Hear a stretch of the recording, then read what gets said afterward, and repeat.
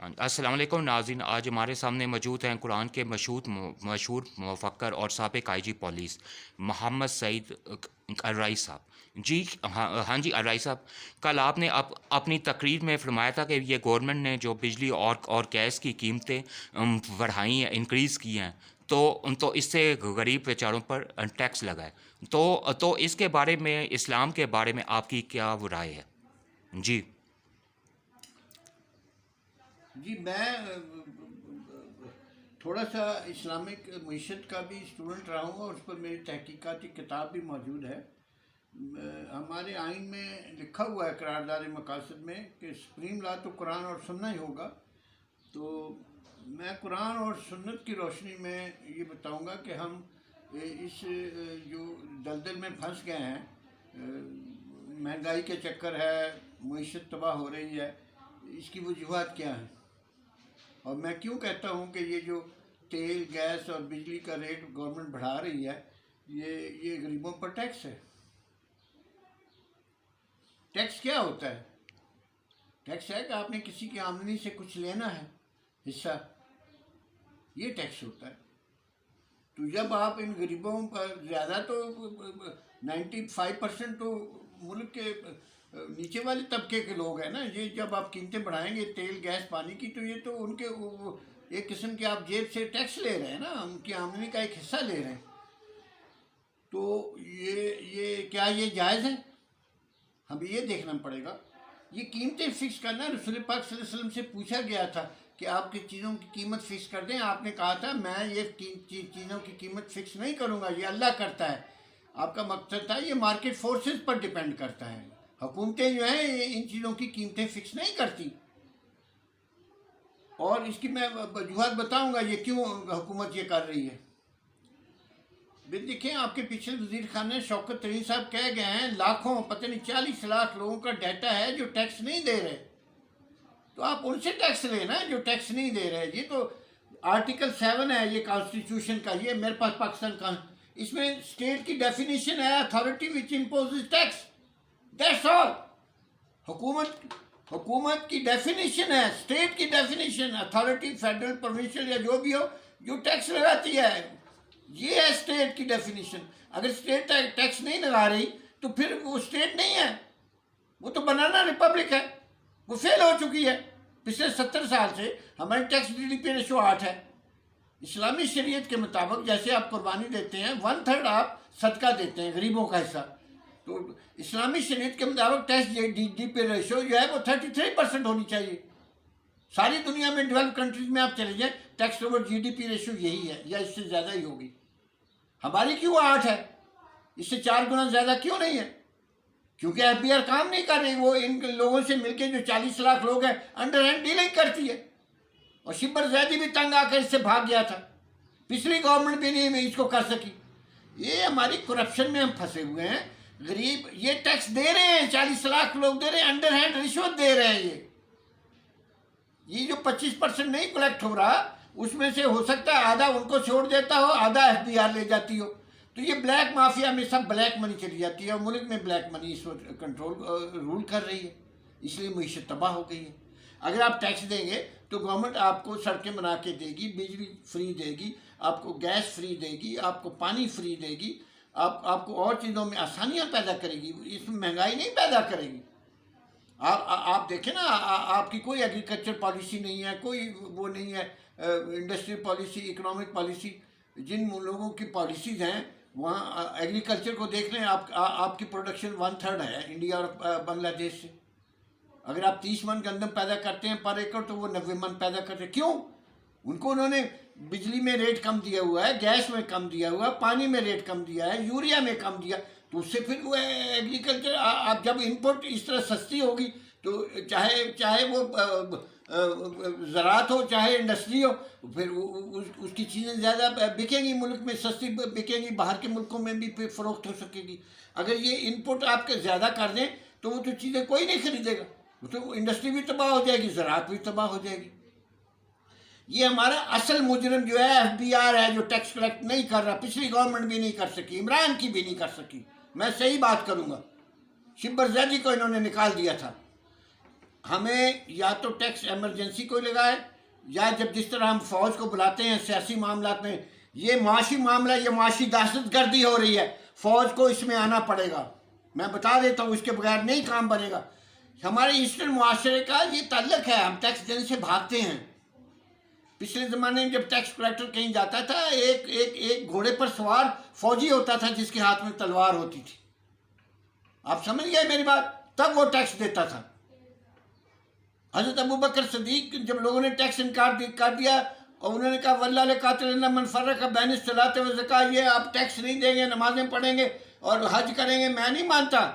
انہوں نے فوج کو استعمال کیا تھا، وہاں فوج کو استعمال کیا تھا ٹیکس کلیکشن کے لیے. یہ ہمارے ایسٹرن معاشرے کی بدقسمتی ہے. مغرب نے آہستہ آہستہ پچھلے 300 سال میں اس سسٹم میں امپروو کر لیا ہے. وہ اس tax G D P ratio میں 33-50 تک چلے گئے ہیں. ہم نہیں جا رہے ہیں، نہیں کر سکتے، ایف بی آر نہیں ہونے دیتی. یہ اتنا بڑا مافیا ہے کہ حضرت عمر نے کہا تھا یہ ٹیکس کلیکٹر اس طرح کے زیادہ ہو جائیں گے، زمین بنجر ہو جائے گی. پاکستان کی زمین بنجر ہو گئی ہے. ان کو پرے کریں. آپ چیمبر آف کامرس کچھ نمائندے لے کر فوج کے ساتھ اس میں کنٹرول دے کر اس معاشی حالی سے نکالیں. فوج شوڈ کلیکٹ دس ٹیکس. یہ اسلامی شریعت میں ہوا ہے. حضرت ابوبکر صدیق نے فوج کو استعمال کیا تھا. یہ باز آنے والے نہیں ہیں. یہ سب کرپشن میں ہے. پچھلی گورنمنٹ بھی کرپشن تھی 70 سال میں. پہلے بھی جب بھی ٹیکس اور جی ڈی پی ریشو آپ کی 33 سے کم ہوگی، آپ سمجھیں وہاں کرپشن ہو رہی ہے. اور ہمارے ملک میں تو زبردست ہو رہی ہے. ایک سال میں آپ یہ ڈبل کر سکتے ہیں. ابھی آپ کی فوج کمزور ہو جائے گی، آپ کی معیشت کمزور ہو جائے گی. آپ کے کن کن دشمنوں سے مقابلے ہیں؟ اگر یہ فوج کو بڑا خوش ہے کہ جی ہم نے بجٹ نہیں بڑھایا، انڈیا نے 3 گنا بڑھا دیا. جناب علی، معاشی بدحالی ہے، معاشی ایمرجنسی ہونی چاہیے. اور یہ معاشی دہشت گردی ہے، پولیٹیشین کر رہے ہیں، یہ حصہ لے رہے ہیں اس میں سے. ایف بی آر سے ان کا حصہ جاتا ہے. یہ کرپٹ ہے. یہ اسٹیٹ کی ڈیفینیشن میں فٹ ہی نہیں ہوتے. اسٹیٹ نے تو ٹیکس لینا ہے، 1/3 لینا ہے. یہ دنیا کا اصول ہے، قرآن کا اصول ہے، اسلام کا اصول ہے. تو یہ نہیں، یہ ان سے نہیں ہوگا. میں اس کا علاج یہی بتاؤں گا. اور یہ جب آپ یہ 40 لاکھ لوگوں سے پراپر ٹیکس لے لیں گے، غلط ٹیکس نہیں لینا. وہ ٹیکس دے رہے ہیں لیکن انڈر ہینڈ دے رہے ہیں. پھر آپ کو صحیح دیں گے اور ان کا مال بھی حلال ہو جائے گا اور انویسٹمنٹ بھی زیادہ ہو جائے گی. تو پلیز اس کو لیگلائز کریں، اس کو حلال کا بنوائیں. اور یہ حکومتیں نہیں کر سکتی، کیونکہ یہ پلتی اسی پر ہیں. یہ اسی لیے تو آتی ہیں. یہ ساری رشوت جو جاتی ہے ایف بی آر کی، کن کو جاتی ہے؟ انہی حکومتوں کو جاتی ہے. اگر نہ جائے تو یہ ٹیکس پورا کیوں نہیں لگاتے؟ یہاں تو عمران جیسا آدمی وہ جو ہم کہتے ہیں آنےسٹ ہے، وہ بھی فیل ہو چکا ہے. جناب علی، اس کو آپ کو فوج کو استعمال کرنا پڑے گا. فوج پہلے سیاسی معاملات میں اور بہت معاملات میں دخل دیتی رہی ہے اور پازیٹیو رول ہوتا رہا ہے. یہ معاشی دہشت گردی کو رد الفساد تو تھی، یہ رد الکرپشن کے لیے بھی فوج کو ایک اب لینا پڑے گا. اور یہ آرام سے چیمبر آف کامرس کو کامن لے کر وہاں بورڈ بنائیں، فوج اس کے انچارج ہو.